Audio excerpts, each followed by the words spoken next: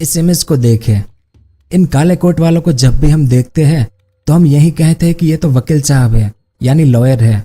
लेकिन हर काले कोट वाला वकील नहीं होता। इनमें से कुछ लॉयर होते हैं, कुछ एडवोकेट होते हैं और कुछ बैरिस्टर होते हैं। इन सब का काम भी अलग अलग होता है, इस कारण इन सब का नाम भी अलग अलग है। मतलब lawyer, advocate, barrister, attorney general, solicitor general जैसे कई शब्द हम कई बार सुनने को मिलते हैं और कई बार ये हमें कंफ्यूजन में भी डाल देते हैं कि आखिर इनमें से कौन क्या है और वो क्या काम कर सकता है।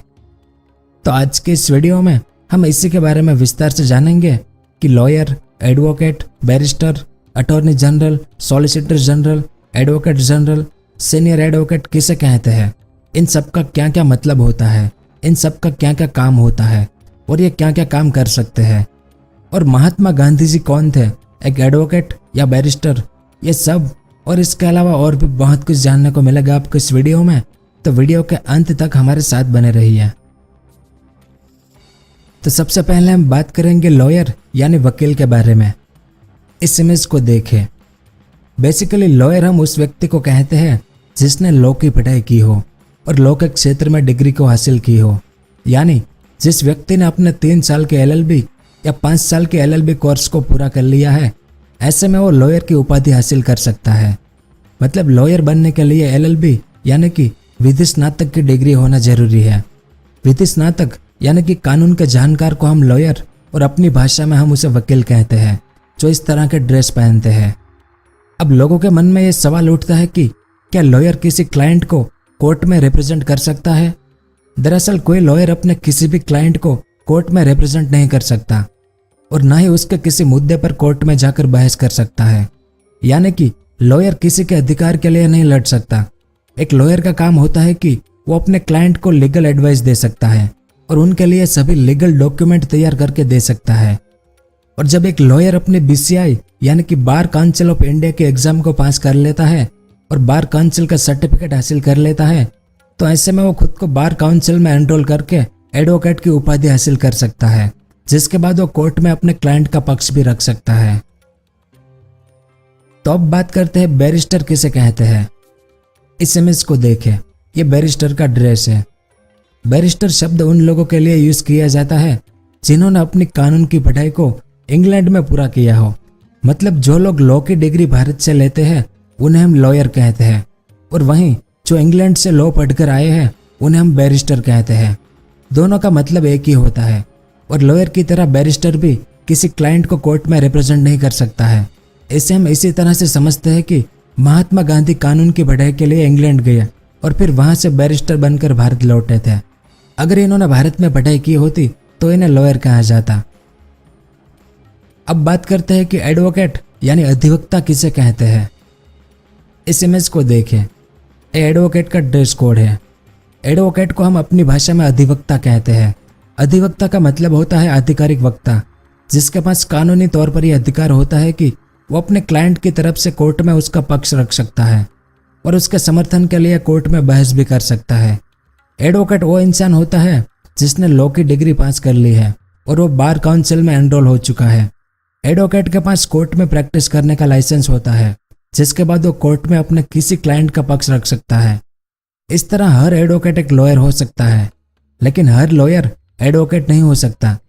अगर लॉयर अपनी बार काउंसिल ऑफ इंडिया के एग्जाम को पूरा कर लेता है तो ऐसे में वो लॉयर में प्रमोट हो सकता है और कोर्ट में प्रैक्टिस करने का लाइसेंस ले सकता है। अब ये एडवोकेट भी 3 अलग अलग तरह के होते हैं, जैसे एडवोकेट, सीनियर एडवोकेट और एडवोकेट ऑन रिकॉर्ड यानी AOR। तो इन तीनों का मतलब भी समझ लेते हैं।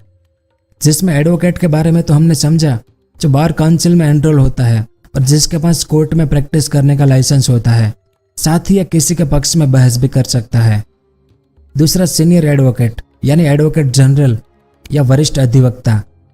तो सीनियर एडवोकेट यानी कि वरिष्ठ अधिवक्ता की उपाधि सुप्रीम कोर्ट और हाई कोर्ट के द्वारा दी जाती है और यह उपाधि किसी एडवोकेट की योग्यता को देखते हुए दी जाती है। तो सीनियर एडवोकेट बनने के लिए क्या क्या एलिजिबिलिटी देखी जाती है। तो सीनियर एडवोकेट की उपाधि उन एडवोकेट को दी जाती है जो कानून की अच्छी जानकारी रखता हो और भारतीय संविधान का एक बड़ा जानकार हो और जिसने बार काउंसिल की सदस्यता ले रखी हो। और सीनियर एडवोकेट के लिए उम्र करीब 45 साल की होनी जरूरी है और साथ ही उसे करीब 10 साल से लेकर 20 साल तक का प्रैक्टिसिंग एक्सपीरियंस होना चाहिए। इसके अलावा सीनियर एडवोकेट की उपाधि के लिए विशेष योग्यता भी देखी जाती है, जैसे कि एडवोकेट अपने प्रैक्टिस के दौरान कितने मामलों में शामिल हुआ और उनमें से कितने फैसले उनकी सहमति में आए या उनके खिलाफ आए हैं। एक बार सीनियर एडवोकेट बन जाने पर उनका ड्रेस कोड पूरी तरह से बदल जाता है और यहाँ तक कि उनकी फीस भी बढ़ जाती है। अब एक सीनियर एडवोकेट वकालतनामा दायर नहीं कर सकता, साथ ही एडवोकेट ऑन रिकॉर्ड के बिना किसी बहस में शामिल भी नहीं हो सकता और किसी अधीनस्थ न्यायालय या न्यायाधिकरण में बिना किसी जूनियर के पेश नहीं हो सकता या सीधा किसी क्लाइंट के मुकदमे पर बहस में शामिल नहीं हो सकता। इसके बाद तीसरे टाइप के एडवोकेट यानी एडवोकेट ऑन रिकॉर्ड या AOR।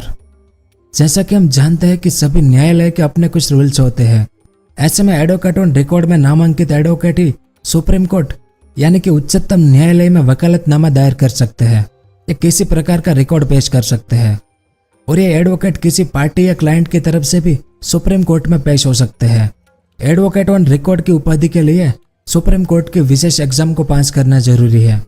एडवोकेट ऑन रिकॉर्ड के लिए 5 साल का प्रैक्टिसिंग एक्सपीरियंस होना जरूरी है, जिसमें से 1 साल उन्होंने सुप्रीम कोर्ट में किसी AOR के अंडर रहकर प्रैक्टिस की हो और जिस AOR के अंडर उन्होंने प्रैक्टिस की है उसे भी 10 साल या उससे ज्यादा का एक्सपीरियंस होना जरूरी है।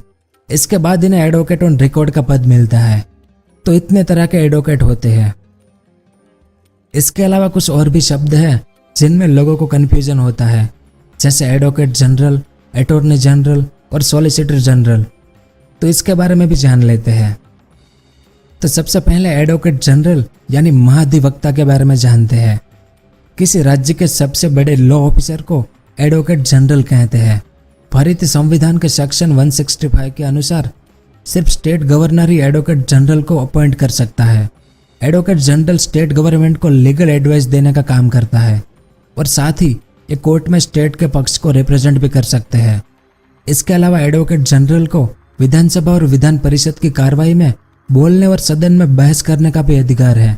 अगर स्टेट गवर्नर चाहे तो कभी भी एडवोकेट जनरल को उसके पद से हटा सकती है और एडवोकेट जनरल को मतदान करने का भी अधिकार नहीं है। उसके बाद अटॉर्नी जनरल यानी महान्यायवादी के बारे में जानते हैं। संविधान के सेक्शन 76 के अनुसार अटॉर्नी जनरल की नियुक्ति राष्ट्रपति के द्वारा की जाती है। अटॉर्नी जनरल सेंट्रल गवर्नमेंट को रिप्रेजेंट करते हैं और सेंट्रल गवर्नमेंट की तरफ से उनका पक्ष रखते हैं। अटॉर्नी जनरल का काम सेंट्रल गवर्नमेंट को कानूनी तौर पर लीगल एडवाइस देना होता है और साथ ही राष्ट्रपति से मिलने वाले लीगल प्रोसीजर को निभाने की जिम्मेदारियां भी इन्हीं के हाथों में होती है। और अटॉर्नी जनरल को देश का फर्स्ट लॉ ऑफिसर भी कहा जाता है। अब अटॉर्नी जनरल देश की किसी भी अदालत में पेश हो सकते हैं, लेकिन सरकार के खिलाफ नहीं। अटॉर्नी जनरल के कामकाज देखने के लिए उनके पास सॉलिसिटर जनरल की एक टीम भी होती है और अभी हमारे देश के करंट अटॉर्नी जनरल के वेणुगोपाल है, यह उनकी इमेज है। उसके बाद सॉलिसिटर जनरल के बारे में जानते हैं। जैसा कि हमने समझा कि अटॉर्नी जनरल की हेल्प के लिए 4 एडिशनल सॉलिसिटर जनरल को भी सेंट्रल गवर्नमेंट की सहमति के बाद राष्ट्रपति द्वारा नियुक्त किया जाता है। तो सॉलिसिटर जनरल उन एडवोकेट को बनाया जाता है जो सुप्रीम कोर्ट में न्यायाधीश बनने योग्य होते हैं। सॉलिसिटर जनरल अटॉर्नी जनरल के अधीन कार्य करते हैं और उनके दिए हुए निर्देशों का पालन करते हैं। सॉलिसिटर जनरल सरकार के अलावा किसी अन्य व्यक्ति को भी कोर्ट में रिप्रेजेंट कर सकते हैं। सॉलिसिटर जनरल के पास ये अधिकार होता है कि वे भारत की किसी भी कोर्ट में पेश हो सकते हैं। इसके अलावा भी 2 ऐसे शब्द हैं जो कभी कभार हमारे सुनने में आते हैं। पहला पब्लिक प्रोसिक्यूटर और दूसरा गवर्नमेंट प्लीडर। तो इस बारे में भी जान लेते हैं। तो पब्लिक प्रोसिक्यूटर यानी लोक अभियोजक क्या होता है? जब भी कोई अपराध मामला सामने आता है तो ऐसे में उसका असर समाज पर भी पड़ता है। जब किसी क्राइम की वजह से कोई व्यक्ति पीड़ित होता है तो इससे समाज में भी डर और अविश्वास फैलता है। ऐसे समय में जब क्राइम किसी स्टेट में होता है तो उसे उस स्टेट से जोड़कर देखा जाता है और किसी पीड़ित को न्याय दिलाना और स्टेट की अस्मिता को बनाए रखने की जिम्मेदारी उस स्टेट की सरकार के हाथों में होती है। ऐसे में जब कोई आपराधिक मामला सामने आता है तो पब्लिक प्रोसिक्यूटर स्टेट की तरफ से स्थानीय न्यायालय में पीड़ित का पक्ष रखता है। पब्लिक प्रोसिक्यूटर को हम अपनी भाषा में लोक अभियोजक भी कहते हैं, जो सरकार की तरफ से स्टेट और वहां के लोगों को रिप्रेजेंट करता है। एक बार जब पुलिस की फाइनल रिपोर्ट तैयार हो जाती है और वो कोर्ट में चार्जशीट दायर कर देती है, तो ऐसे समय में पब्लिक प्रोसिक्यूटर का काम होता है कि वह कोर्ट में सभी दस्तावेजों को सबमिट करे और बिना किसी का पक्ष लिए पीड़ित को न्याय दिलाए।